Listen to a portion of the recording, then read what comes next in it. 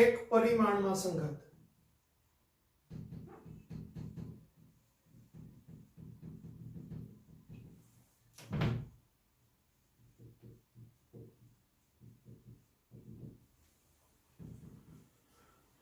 તો એક પરિમાણમાં સંઘાતનો આપણે અભ્યાસ કરવો છે. સંઘાત એટલે શું? તો કે સંઘાત એટલે અથડામણ. બરાબર. સંઘાત બે પ્રકારના હોય, એક સ્થિતિસ્થાપક સંઘાત અને એક અસ્થિતિસ્થાપક સંઘાત. સ્થિતિસ્થાપક સંઘાત કોને કહેવાય? તો જે સંઘાત દરમિયાન ગતિ ઉર્જાનું સંરક્ષણ થતું હોય તો એને સ્થિતિસ્થાપક સંઘાત કહેવાય. કોઈ પણ સંઘાત દરમિયાન વેગમાન સંરક્ષણના નિયમનું તો પાલન થાય જ. એ સ્થિતિસ્થાપક સંઘાત હોય કે અસ્થિતિસ્થાપક સંઘાત હોય, એમાં વેગમાન સંરક્ષણના નિયમનું પાલન થાય. પણ જે સંઘાત દરમિયાન ગતિ ઉર્જાના સંરક્ષણના નિયમનું પાલન થાય તો એને સ્થિતિસ્થાપક સંઘાત કહેવાય. અને અસ્થિતિસ્થાપક સંઘાતમાં જે સંઘાત દરમિયાન ગતિ ઉર્જાનું સંરક્ષણ થતું નથી તેને અસ્થિતિસ્થાપક સંઘાત કહેવાય. તો સંઘાતના બે પ્રકાર, સ્થિતિસ્થાપક સંઘાત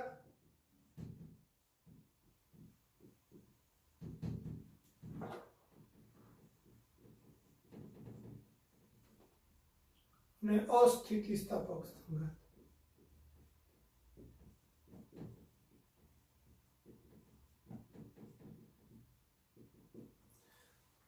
હવે સ્થિતિસ્થાપક સંઘાત કે અસ્થિતિસ્થાપક સંઘાત, અહીંયા વેગમાન વત્તા ગતિ ઉર્જા નું સંરક્ષણ અને અહીંયા વેગમાનનું સંરક્ષણ.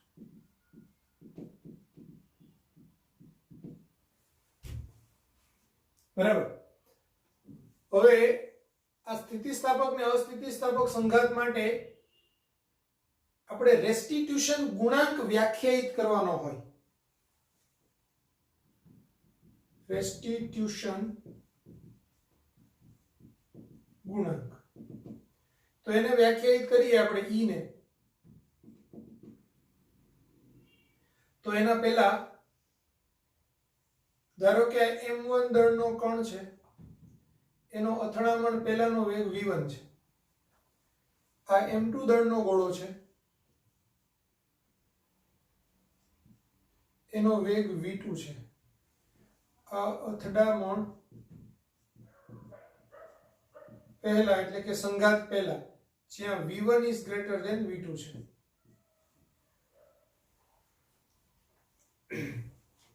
હવે અથડામણ બાદ v1 વેગનો ગોળો છે, એનો વેગ થઈ જાય છે v1 ડેશ, અને v2 વેગના ગોળાનો વેગ થઈ જાય છે v2 ડેશ. અથડામણ બાદ. તો હવે રેસ્ટિટ્યુશન ગુણાંક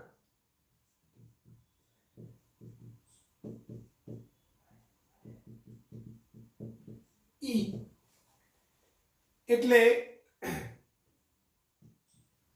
v2 dash minus v1 dash છેદમાં v1 માઈનસ v2. અથડામણ બાદનો સાપેક્ષ વેગ છેદમાં અથડામણ પહેલાનો સાપેક્ષ વેગ. બરાબર. હંમેશા અથડામણ બાદનો સાપેક્ષ વેગ એમાં અંતિમ વેગ મોટો હોય અને પ્રારંભિક વેગ ઓછો હોય, એટલે v2 is greater than v2 dash is greater than v1 dash હોય તો v2 dash minus v1 dash કરવાનું. અહીંયા v1 minus v2 કરો. એટલે રેસ્ટિટ્યુશન ગુણાંક E બરાબર v2 dash minus v1 dash છેદમાં v1 minus v2. આને રેસ્ટિટ્યુશન ગુણાંક કહેવાય. બરાબર. E ના મૂલ્યનો આધાર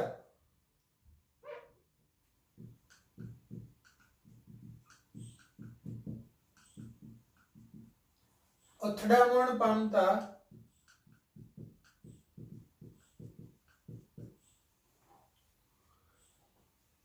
પદાર્થના દ્રવ્યના પ્રકાર પર હોય છે.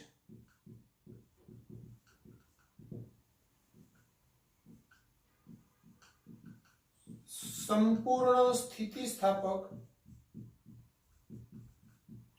સંઘાત માટે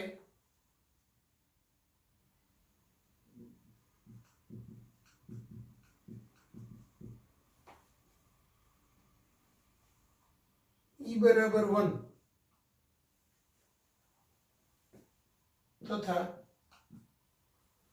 સંપૂર્ણ અસ્થિતિસ્થાપક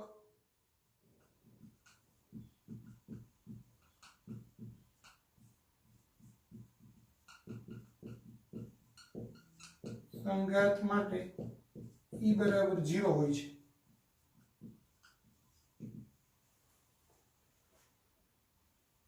અસ્થિતિસ્થાપક સંઘાત માટે સંપૂર્ણ અસ્થિતિસ્થાપક હોય તો E બરાબર 0, સંપૂર્ણ સ્થિતિસ્થાપક સંઘાત હોય તો E બરાબર 1 અને માત્ર અસ્થિતિસ્થાપક સંઘાત લઈએ તો એનું E નું મૂલ્ય 0 અને 1 ની વચ્ચે.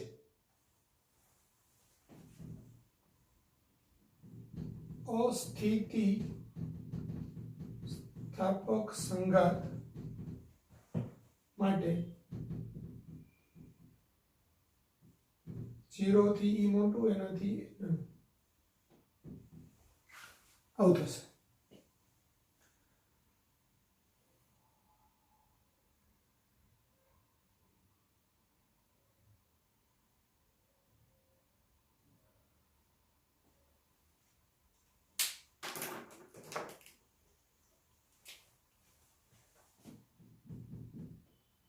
હવે એક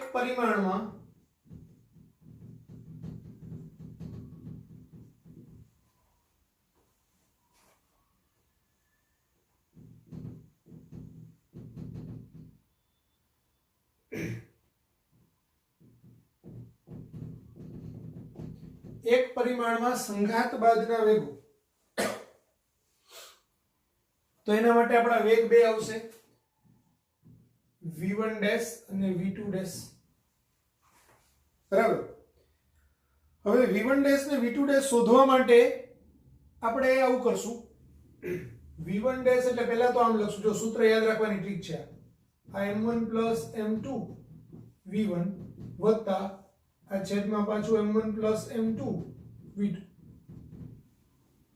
અહીંયા બી આપણે એવું તો કરી નાખીએ, આ v1 આ m1 m2 વત્તા ખાલી જગ્યા v2 m1 m2. બરાબર.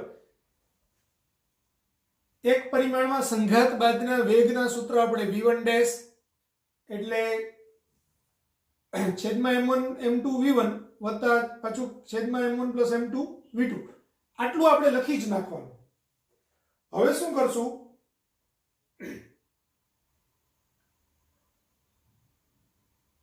તો ધ્યાન આપો,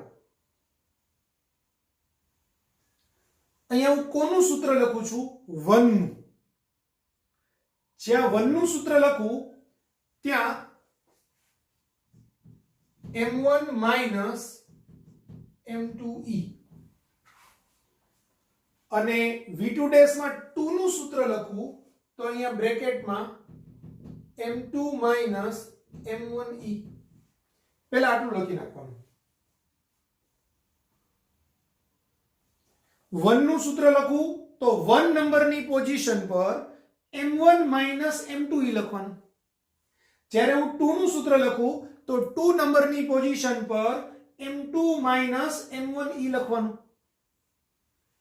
અહીંયા 1 ની પોઝિશન છે તો 1 ની પોઝિશન પર m1 પહેલા, અહીંયા 2 ની પોઝિશન પર m2 પહેલા અને પછી માઈનસ છે અહીંયા m1 લખ્યું હોય તો m2 અને અહીંયા m2 લખ્યું તો m1.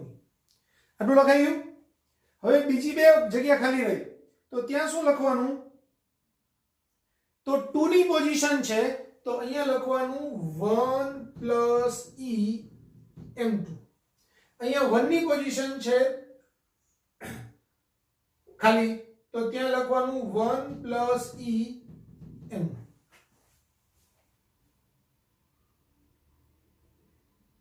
બરાબર. ખ્યાલ આવ્યો? ફરીથી જો v1 ડેશ અને v2 ડેશ લખ્યા તો અહીંયા પહેલા છેદમાં m1 + m2 v1 અહીંયા છેદમાં m1 + m2 v2 એવી રીતે અહીંયા લખી નાખ્યું. હવે 1 ની પોઝિશનમાં m1 - m2e અહીંયા 2 ની પોઝિશનમાં m2 - m1e આટલું લખી નાખ્યું. હવે અહીંયા 2 ની પોઝિશન ખાલી છે તો અહીંયા 1 + e બ્રેકેટની બહાર m2, અહીંયા 1 ની પોઝિશન ખાલી છે તો 1 + e બ્રેકેટની બહાર m1 આટલું લખી નાખવાનું. એટલે આપણું સૂત્ર થઈ ગયું. હવે આ સૂત્ર છે તે વ્યાપક સૂત્ર છે.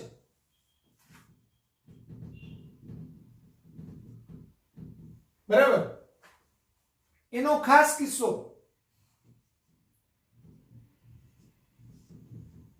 એક પરિમાણમાં સ્થિતિસ્થાપક સંઘાત માટે સ્થિતિસ્થાપક સંઘાત માટે e = 1 મૂકતા એટલે જો આ સ્થિતિસ્થાપક સંઘાત એવો શબ્દ વાપરો હોય તો આપણે પછી આની અંદર આ બે સૂત્રમાં e = 1 લઈ લેવાનું. તો અહીંયા e = 1 લ્યો એટલે v1 ડેશ બરાબર શું થાય આ 1 એટલે m1 - m2 e ની જગ્યાએ 1 લખી નાખવાનું છેદમાં m1 + m2 v1 પ્લસ અહીંયા 1 + 1 એટલે 2 2m2 upon m1 + m2 v2 અને v2 ડેશ બરાબર અહીંયા 1 + 1 એટલે 2 2m1 upon m1 + m2 v1 plus અહીંયા 1 લખવાનું તો m2 - m1 m1 + m2 v2 આવું સૂત્ર થશે. ખ્યાલ આવ્યો? આમાં બી યાદ રાખવું હોય તો રાખી નાખવાનું છેદમાં m1 + m2 v1 છેદમાં m1 + m2 v2 એવી રીતે ચારે ચાર તો લખી નાખવાનું.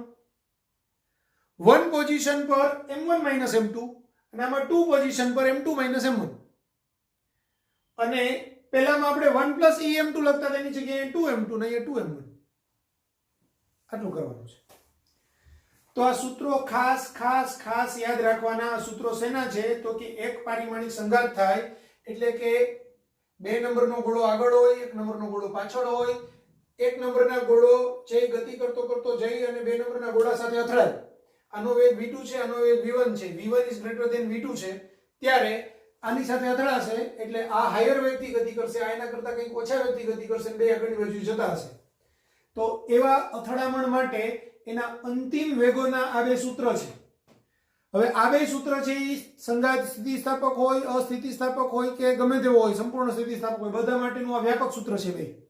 એનો સ્પેશિયલ કેસ એટલે કે સ્થિતિસ્થાપક સંઘાત એમાં e = 1 લેવાનો તો પછી આપણને આ બે મળે. ક્લિયર થઈ ગયું? જ્યાં v1, v2 અથડામણ પહેલાના વેગો v1 ડેશ v2 ડેશ અથડામણ બાદના વેગો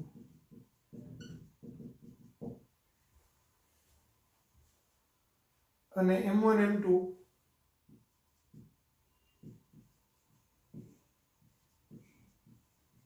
પદાર્થોના દળ લખી નાખો.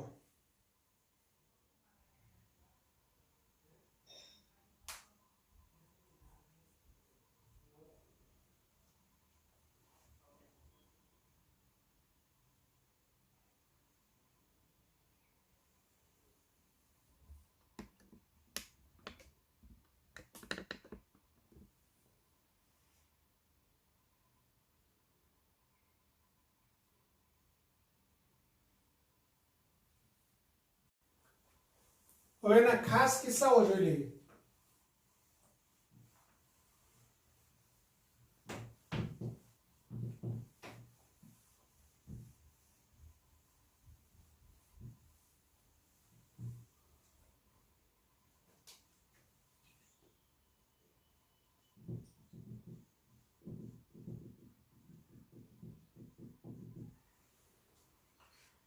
તો એમાં પહેલો કિસ્સો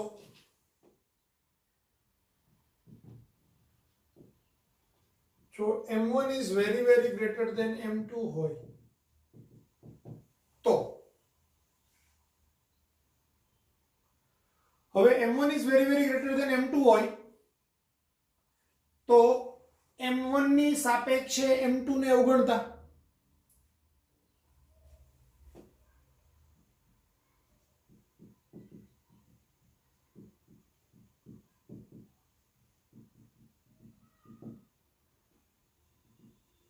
તો શું થશે v1 ડેશ એટલે m2 ની કિંમત 0 મૂકી દેવાની આખા સમીકરણમાં m2 ની કિંમત 0 મૂકી દેવાની અહીંયા 0 એટલે m1 m1 કેન્સલ એટલે v1 અહીંયા m2 ની કિંમત 0 એટલે આખું પદ 0 થઈ જશે એટલે v1 ડેશ બરાબર v1 અને v2 ડેશ બરાબર m2 ની કિંમત 0 મૂકવાની અહીંયા 0 અહીંયા 0 અહીંયા 0 તો આ થશે 2v1 minus v2 2v1 minus v2 સમજો અહીંયા 0 મૂકું આ m1 m1 કેન્સલ એટલે 2v1 અહીંયા 0 મૂકું અહીંયા 0 મૂકું તો માઈનસ m1 છેદમાં m1 એટલે માઈનસ 1 તો માઈનસ v2 એટલે 2v1 માઈનસ v2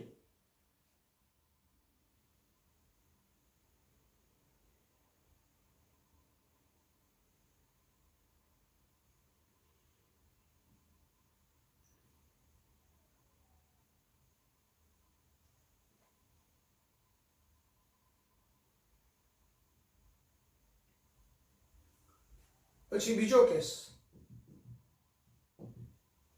જો m1 is very very less than m2 હોય તો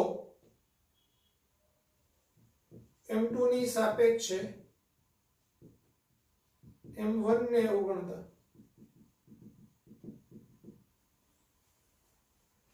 હવે ધ્યાન આપો m1 ની કિંમત 0 લેવાની આ 0 લ્યો આ 0 લ્યો તો આ m1 m1 0 એટલે માઈનસ v1 આ m1 0 2v2 તો માઈનસ v1 ડેશ એટલે માઈનસ v1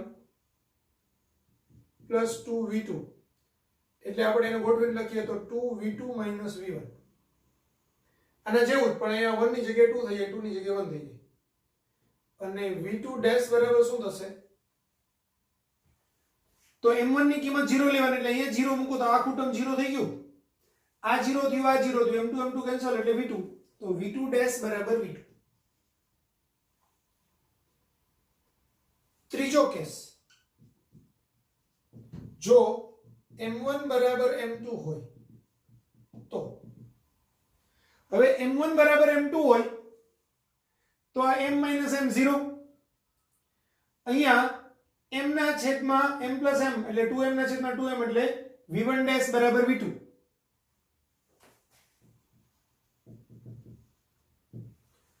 અહીંયા આ m minus m એટલે 0 આ 2m છેદમાં અહીંયા 2m એટલે હવે ઉડી જશે એટલે v1 તો v2 ડેશ બરાબર v1 તો એનો મતલબ શું થયો v1 ડેશ બરાબર v2 અને v2 ડેશ બરાબર v1 मतलब वेगोनी अदला बदली थाय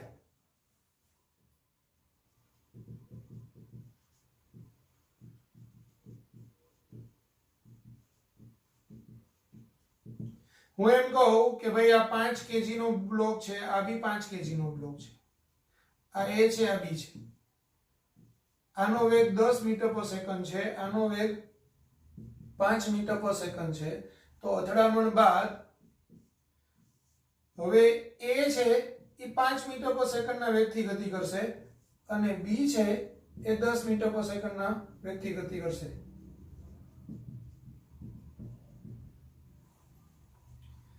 એટલે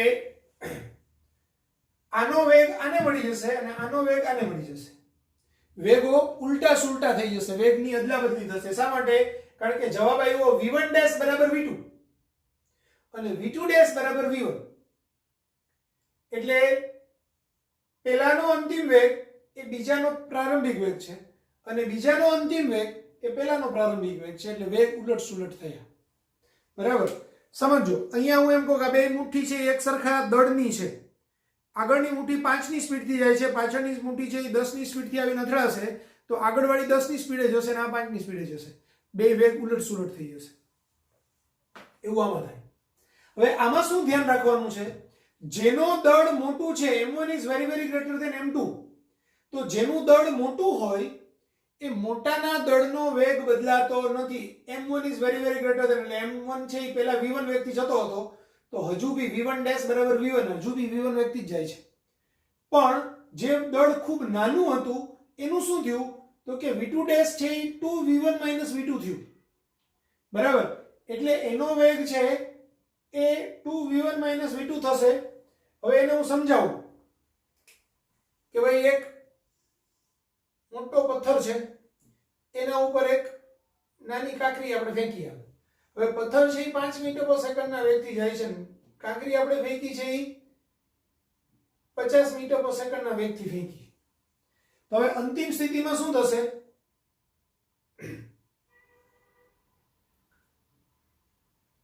તો આ આની સાથે અથડાશે. બરાબર, તો v1 ડેશ બરાબર v1, અથવા તો આ કેસ છે આ બીજો કેસ થયો, આ 1 નંબર કહીએ અને આ 2 નંબર કહીએ, તો m1 is very very less than m2. તો v2 ડેશ બરાબર v2, એટલે v2 ડેશ બરાબર v2 એટલે એ 5 મીટર પર સેકન્ડ જ થશે. અને આનો કેસ છે એ શું થઈ જશે?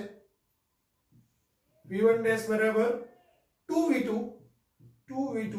માઇનસ v1 એટલે 50, તો એ માઇનસ 40 થશે. એટલે આ અથડાય અને માઇનસ 40 મીટર પર સેકન્ડના વેગથી પાછો આવશે. આ બીજો કિસ્સો છે. પેલો કિસ્સો ડ્રો કરવો હોય તો એકચ્યુઅલી આમ કરવાનો હતો આપણે. બરાબર, આ 1 ને આ 2, આ 5 મીટર પર સેકન્ડ, આ 10 મીટર પર સેકન્ડ, એટલે સોરી 50 મીટર પર સેકન્ડ.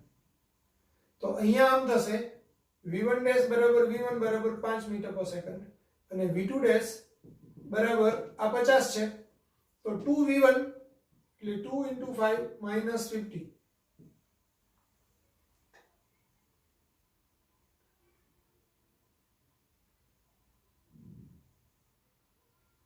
અથડામણ થાય જ નહીં. આ 5 હોય ને 50 હોય તો અથડામણ ન થાય, આને 50 લેવું પડે આપણે, આને 5 લેવું પડે. તો 50 ની સ્પીડ થી આવીને આની સાથે અથડાય તો એની સ્પીડ તો 50 ની 50 જ રહે, પણ આ 2 into 50 minus 5 આમ થશે, એટલે 100 minus 5 એટલે 95.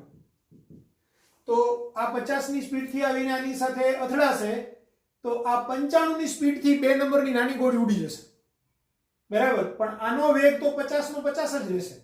એ આ પ્રમાણે v1 ડેશ બરાબર v1 અને v2 ડેશ બરાબર 2v1 v2. તો 2v1 એટલે 2 into 50 minus 5 એટલે 100 minus 5 એટલે 95 મીટર પર સેકન્ડ, એટલે આ 95 ની સ્પીડ થી ઉડી જશે. આમાં ઊંધું, બીજો ગોળો મોટો છે, પેલો ગોળો નાનો છે, એટલે m1 is very very less than m2. એ આનું ઉદાહરણ છે. m1 is very very less than m2. તો એવા કેસમાં m2 ગોળો છે મોટો છે તો એનો વેગ બદલાતો નથી, v2 ડેશ બરાબર v2 જ રહે છે, પણ v1 ડેશ બરાબર 2v2 v1 થાય, એટલે v2 ડેશ બરાબર v2 જ રહે 5 મીટર પર સેકન્ડ. હવે આનો વેગ 5 છે, આનો 50 છે, તો v1 ડેશ એટલે શું થશે? 2 into 5 minus 50 એટલે minus 40, આ minus 40 એટલે આમ અથડાઈને પાછો આવશે અને આ તો 5 ની સ્પીડ થી જ આગળ જશે. આની સાથે અથડાશે તો 95 ની સ્પીડ થી આગળ જશે, પણ આનો વેગ તો બદલાશે નહીં, દિશા બદલાશે નહીં. આમાં બી વેગ બદલાતો નથી, દિશા બદલાતી નથી. મતલબ જ્યારે બે પદાર્થોમાંથી એક પદાર્થ ભારે હોય અને એક હલકો પદાર્થ હોય તો એ ભારે પદાર્થ છે એ આગળ જતો હોય ને હલકો પદાર્થ પાછળથી આવીને એની સાથે અથડાય તો બી ભારે પદાર્થનો વેગ બદલાતો નથી, હલકા પદાર્થનો વેગ જ બદલાય. એનાથી ઊંધું હોય, હલકો પદાર્થ આગળ જતો હોય, ભારે પદાર્થ આવીને એની સાથે અથડાય તો પણ હલકો વેગ છે એ ડબલ થી એની આસપાસના વેગથી છે એ આગળની બાજુ જશે, પણ ભારે પદાર્થના વેગમાં ફેરફાર થતો નથી. હવે એને આપણે સમજવું હોય તો આમ સમજી શકાય કે એક મોટો ટ્રક લોડેડ છે, ફૂલ લોડ થયેલો મોટો ટ્રક છે.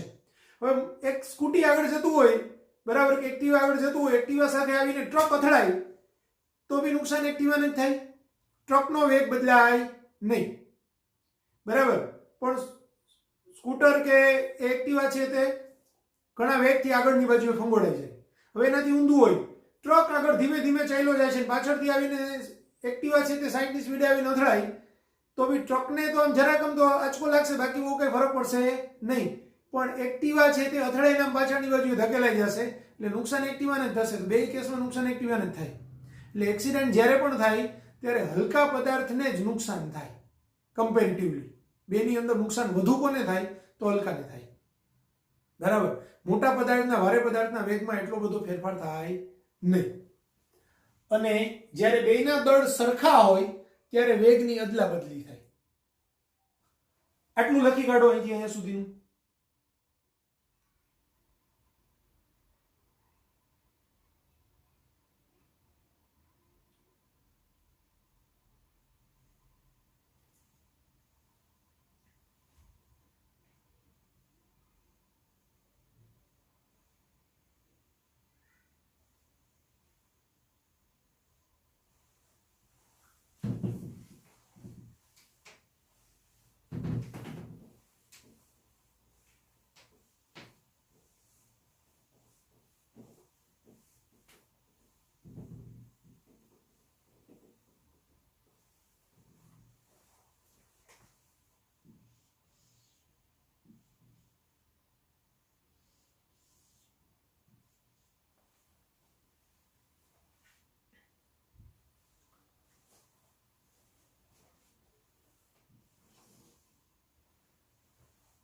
સંપૂર્ણ અસ્થિતિસ્થાપક પદાર્થ.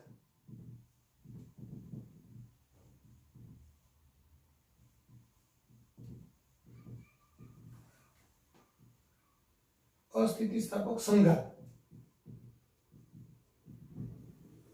સંપૂર્ણ અસ્થિતિસ્થાપક સંઘાતમાં શું થશે? એક તો E બરાબર 0. હવે અહીંયા ધ્યાન આપો.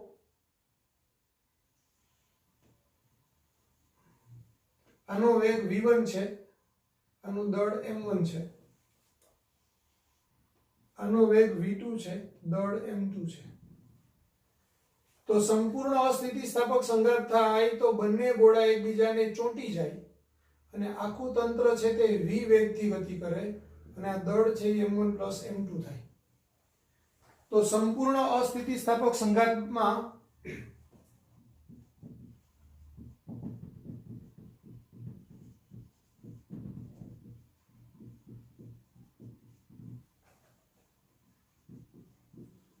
બંને પદાર્થો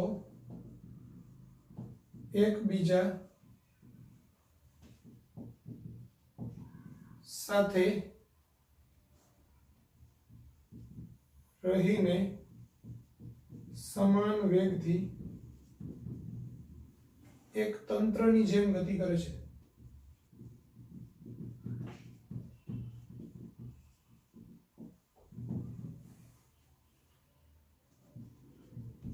આ સમાન સંયુક્ત વેગ v બરાબર m1 v1 plus m2 v2 છેદમાં m1 પ્લસ m2 વેગમાન સંરક્ષણના નિયમ પર ત્યાં મળી જાય.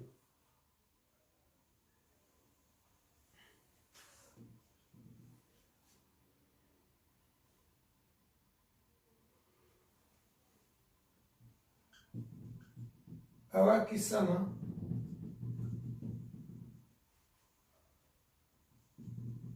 ગતિ ઊર્જામાં ઘટાડો થાય છે.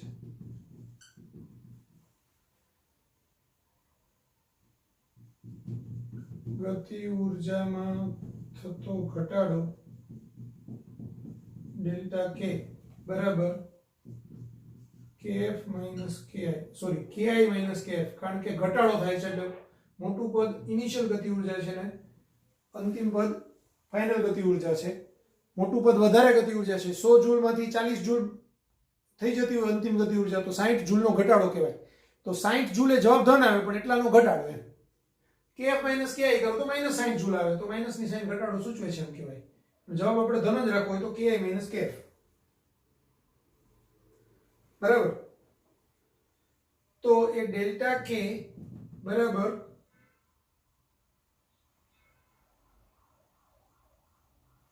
આપણે kf minus ki રાખીને જવાબ ઋણ લઈશું. તો 1/2 m1 plus m2 v square minus 1/2 m1 v1 square minus 1/2 m2 v2 square. તો એનું સાદુરૂપ આપણે આપીએ, એમાં v ની કિંમત અહીંથી મૂકી દઈએ, એનો વર્ગ કરીને સાદુરૂપ આપીએ તો છેલ્લો જવાબ આવો આવે 1/2 m1 m2 છેદમાં m1 plus m2 v1 minus v2 નો સ્ક્વેર ડેલ્ટા k. અને આપણે m ડેશ કહીએ તો 1/2 m dash v1 minus v2 નો સ્ક્વેર આવું થાય.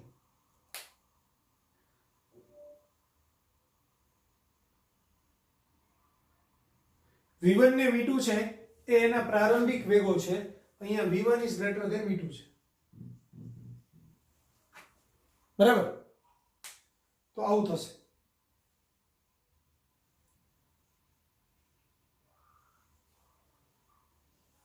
લખી નાખો.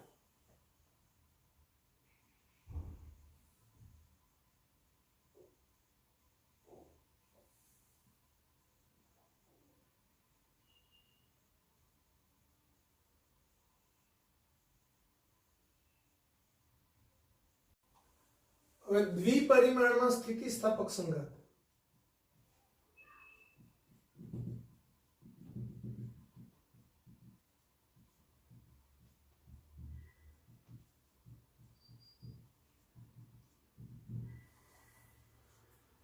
તો આપણે એવું વિચારીએ કે કાર્ટેશીય યામપત્તીના ઉગમ બિંદુ પર એક આપણે m2 દળનો પદાર્થ મૂકેલો છે.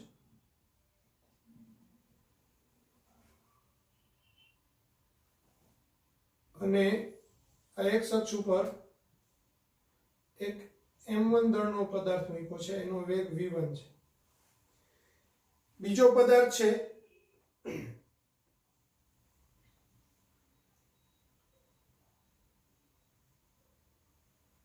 એ સ્થિર છે, એટલે v2 બરાબર 0 છે.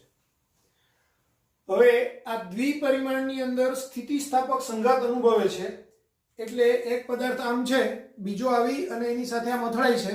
અથડાયા પછી બંને આમ જુદી જુદી ડાયરેક્શનમાં જાય છે. એટલે એક પદાર્થ આ m2 દળનો ગોળો છે તે આમ જતો છે, એનો વેગ v2 ડેશ છે, આ ખૂણો θ2. m1 દળનો ગોળો છે તે આમ જતો છે,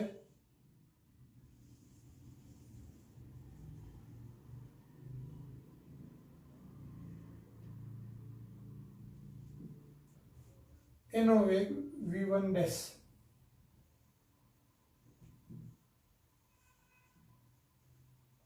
બરાબર? આ m2 દળનો ગોળો છે અને આ ખૂણો છે તે θ1 છે. આ x અક્ષ છે, આ y અક્ષ. સ્થિતિસ્થાપક સંઘાત છે એટલે એની અંદર શું થાય? વેગમાન સંરક્ષણ અને ગતિ ઉર્જાના સંરક્ષણના નિયમનું પાલન થાય. તો ગતિ ઉર્જાના સંરક્ષણ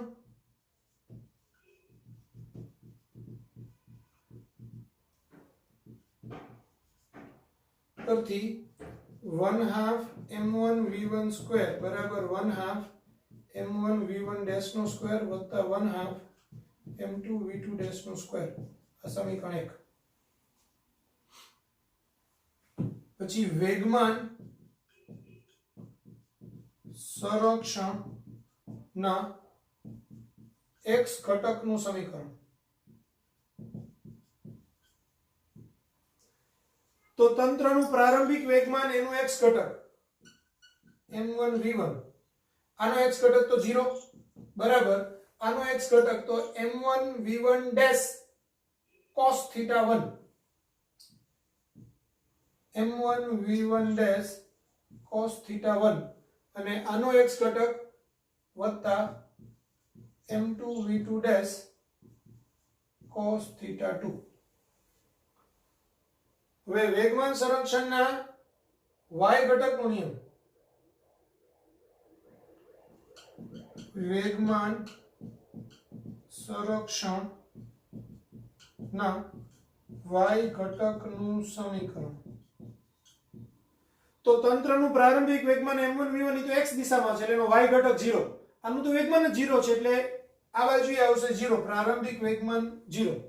હવે આનો આ બાજુનો ઘટક તો m1 v1 dash sin θ1, m1 v1 dash sin θ1. આનો ઘટક m2 v2 ડેશ sin θ2 પણ એ ઋણ દિશામાં છે એટલે minus m2 v2 dash sin θ2 એટલે minus m2 v2 dash sin θ2. આ સમીકરણ 3, આ સમીકરણ 2. તો આપણી પાસે ત્રણ સમીકરણો હોય. ગતિ ઊર્જાના સંરક્ષણનો નિયમ, x ઘટકનું સમીકરણ અને વેગમાન સંરક્ષણના y ઘટકનું સમીકરણ. આ ત્રણ પરથી તમને કોઈ પણ બે અજ્ઞાત આપ્યા હોય કે વધુ ત્રણ અજ્ઞાત આપ્યા હોય ત્યાં સુધી તમે એને શોધી શકો.